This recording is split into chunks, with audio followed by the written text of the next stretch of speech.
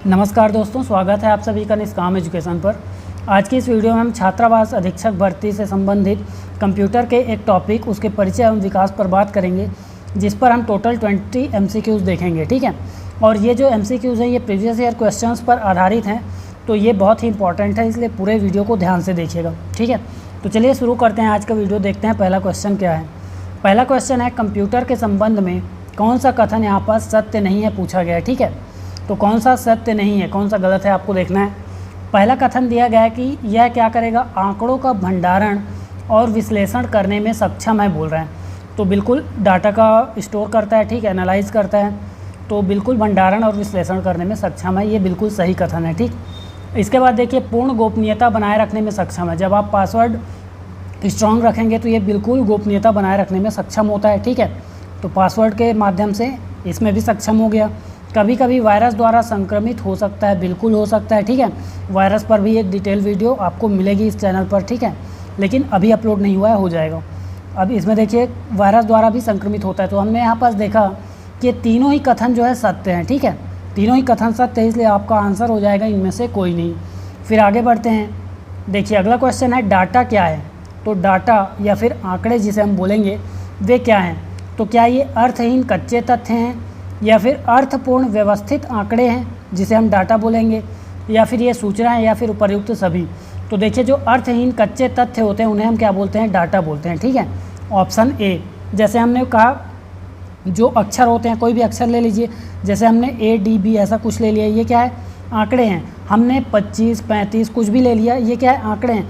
लेकिन ये 25 और 35 किस चीज़ के आंकड़े हैं, उनको जब हम व्यवस्थित रूप से देखेंगे, ठीक है, व्यवस्थित रूप से देखेंगे, जैसे जनसंख्या के आंकड़ों को भी अगर हम एक क्या करेंगे, व्यवस्थित रूप से जब तक नहीं जमाएंगे, वो क्या होगा, वो केवल डाटा है। ठीक है, व्यवस्थित आंकड़े जिसे हम सूचना कहते हैं।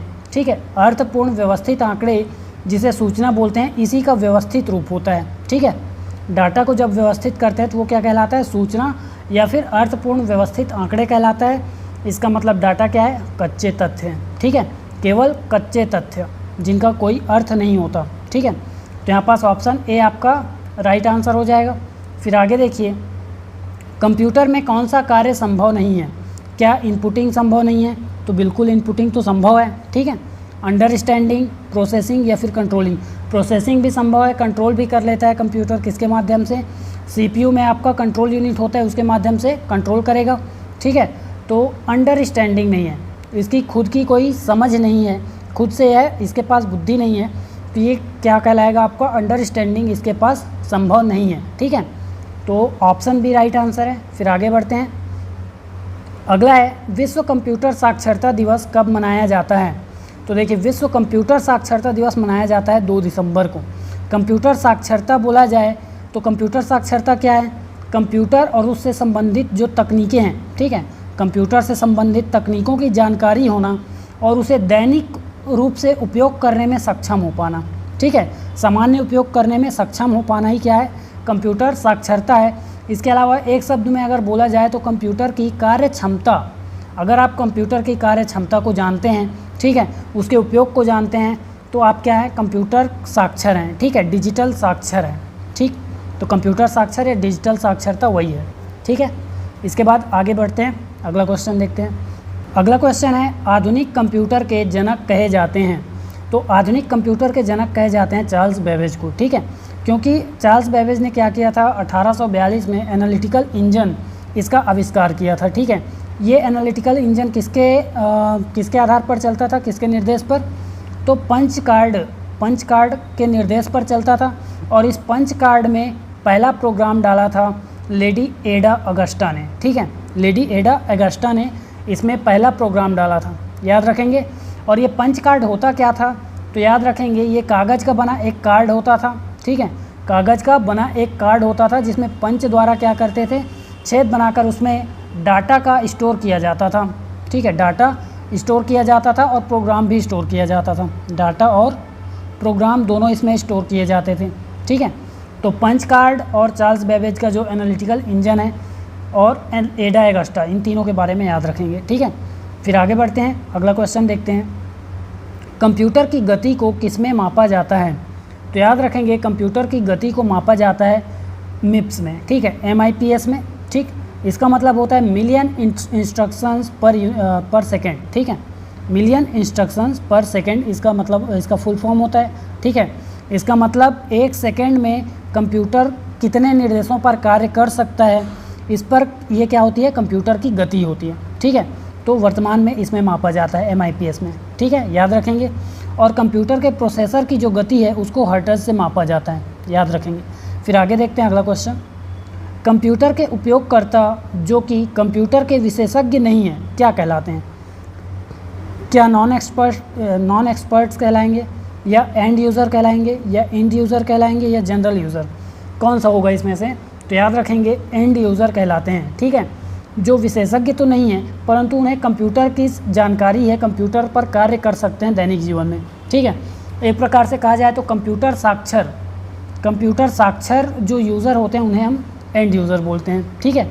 फिर आगे देखिए अगला क्वेश्चन क्या है। विश्वव्यापी वेब के आविष्कार के लिए जाने जाते हैं।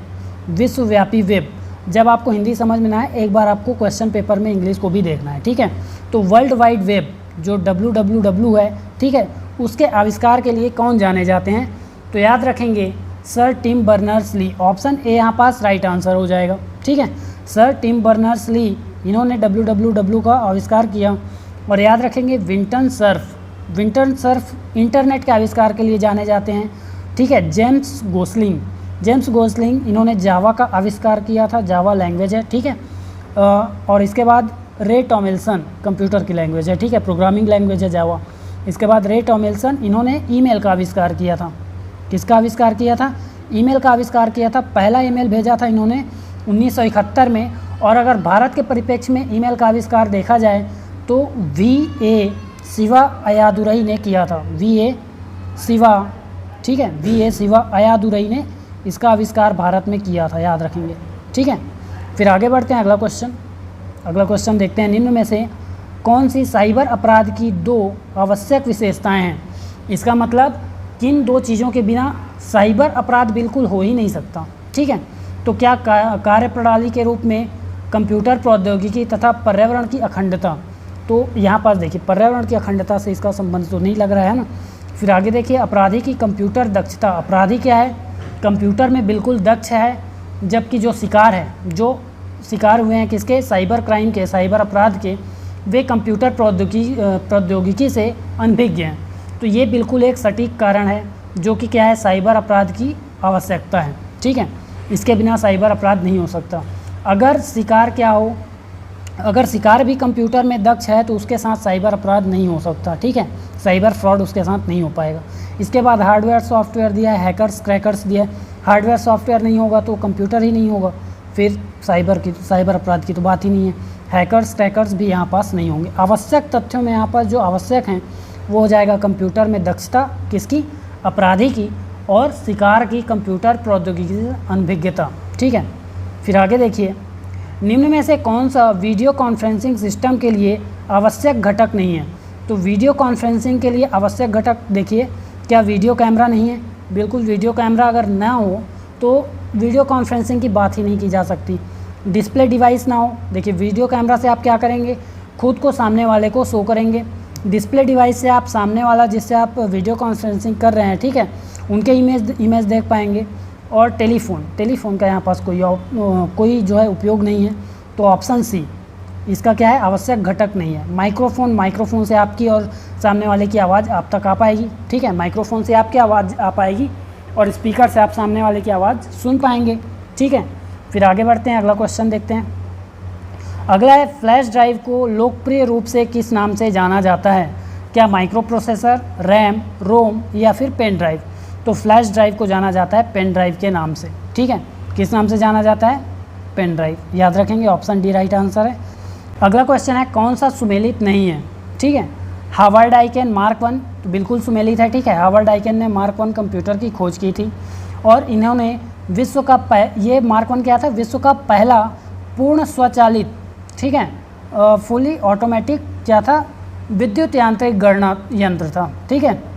विद्युत यांत्रिक गणना यंत्र मतलब इलेक्ट्रोमैकेनिकल, ठीक, गणना यंत्र था। इसके बाद देखिए जॉन एटनस ऑफ क्लिफर्ड बेरी, इन्होंने इन्याक की खोज नहीं की थी, इन्होंने किसकी खोज की थी? ABC computer, Atanasoff Berry computer, इसकी खोज इन्होंने 1939 में की थी, ठीक है।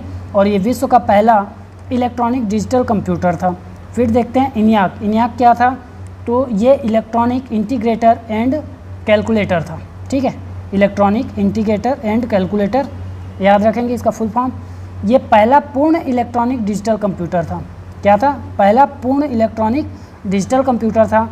इसके बाद देखते हैं, और ये सामान्य कार्यों के लिए यूज़ होता था। फिर देखते हैं वॉन न्यूमैन इडवेक, ये बिल्कुल सही है। वॉन न्यूमैन ने इडवेक की खोज की। इडवेक का जो फुल फॉर्म है electronic discrete variable automatic computer है, ठीक है।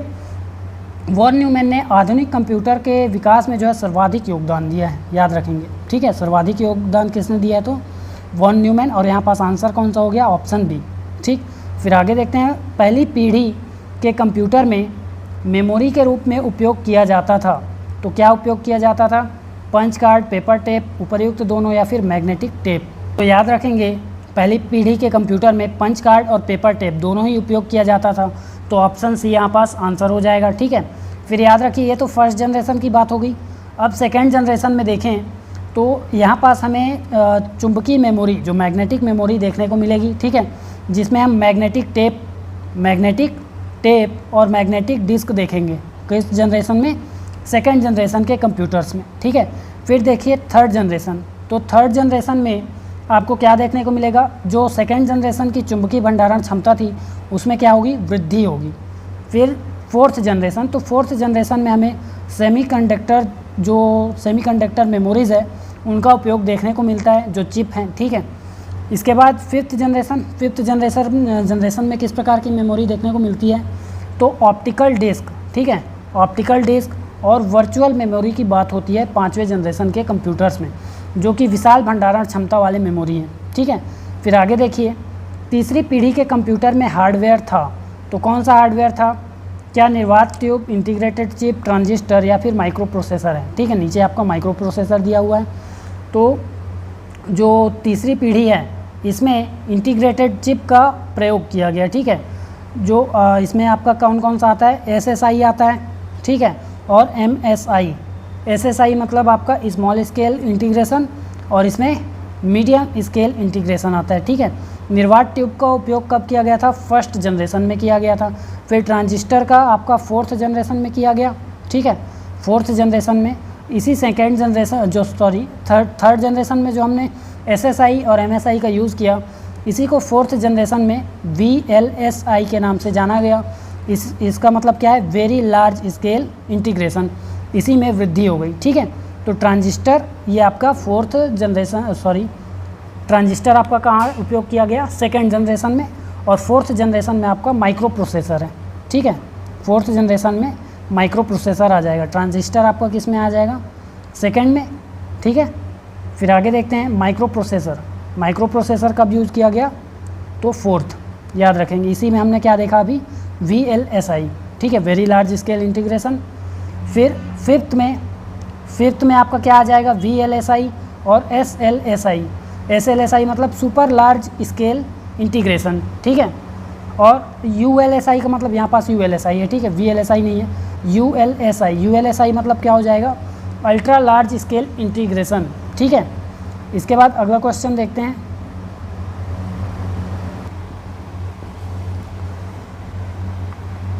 अगला क्वेश्चन है, हाइब्रिड कंप्यूटर में प्रयोग होता है डिजिटल संकेतों का, एनालॉग संकेतों का, या दोनों का, या फिर इनमें से कोई नहीं।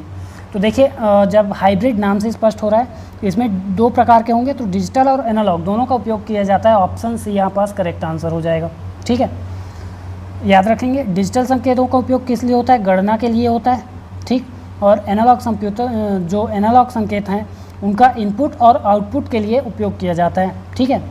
फिर आगे देखते हैं, द्विआधारी पद्धति जो 0 और 1 सिस्टम है, बाइनरी सिस्टम है, उसका प्रयोग करने वाले कंप्यूटर को कहा जाता है, क्या कहा जाएगा? एनालॉग कंप्यूटर, डिजिटल, हाइब्रिड, या फिर इनमें से कोई नहीं। तो इसको कहा जाता है डिजिटल कंप्यूटर, ठीक है। ऑप्शन बी यहाँ पास राइट आंसर हो जाएगा।